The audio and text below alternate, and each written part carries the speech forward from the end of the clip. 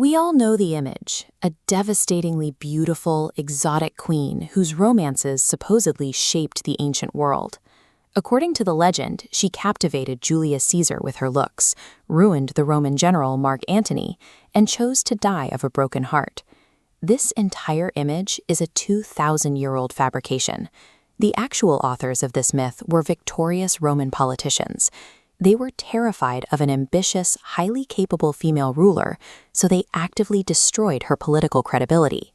To find the historical figure, we have to strip away millennia of Roman propaganda. Underneath, we find an incredibly brilliant geopolitical strategist. This map shows the geopolitical reality of the Mediterranean in 51 BC.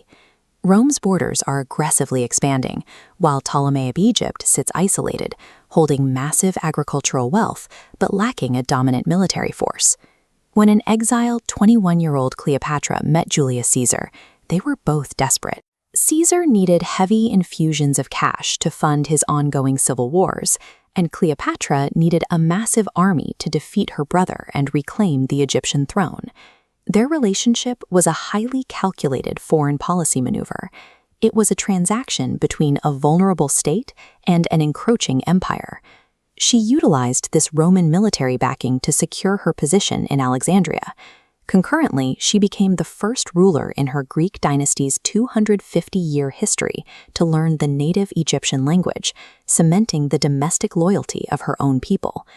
By utilizing the Roman war machine rather than fighting it, she successfully kept Egypt independent and unconquered during her lifetime. By 30 BC, the political landscape shifts. Cleopatra and her ally Mark Antony lose the decisive Battle of Actium, and the forces of Octavian, soon to be Rome's first emperor, invade Alexandria. Octavian had a specific goal. He wanted to capture Cleopatra alive to parade her through Rome as a humiliated trophy in his victory celebration. Cleopatra retreated to her fortified tomb and chose suicide, deliberately denying Octavian his ultimate political prize. Roman historians later claimed she coaxed an asp, an Egyptian cobra, to bite her. But a large, lethal cobra cannot easily be smuggled into a heavily guarded tomb inside a small basket of figs. Furthermore, a cobra bite rarely causes the instant, synchronized death of 3 adult women, as the ancient stories describe. Ancient sources like the historian Plutarch offer a more clinically precise alternative. She likely used a hollow hairpin, injecting a fast-acting lethal toxin directly into her bloodstream for a swift exit. Her death was a final act of statecraft, calculated to rob Rome of its prize and maintain her sovereign dignity. Her death ended the 3-century reign of her dynasty.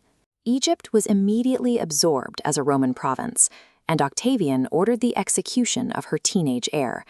Furious at losing his living trophy, Octavian recognized the need to strictly control the public narrative surrounding her death.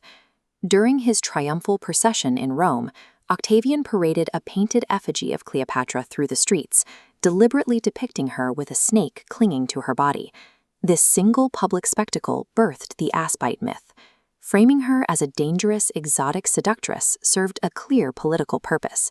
It justified his aggressive military campaigns to the Roman public and provided a convenient distraction from his execution of her son. The smear campaign worked perfectly.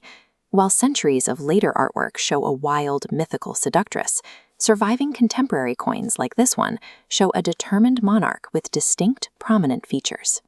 Cleopatra used her massive wealth, her intellect, and ultimately her own life to outmaneuver an expanding empire.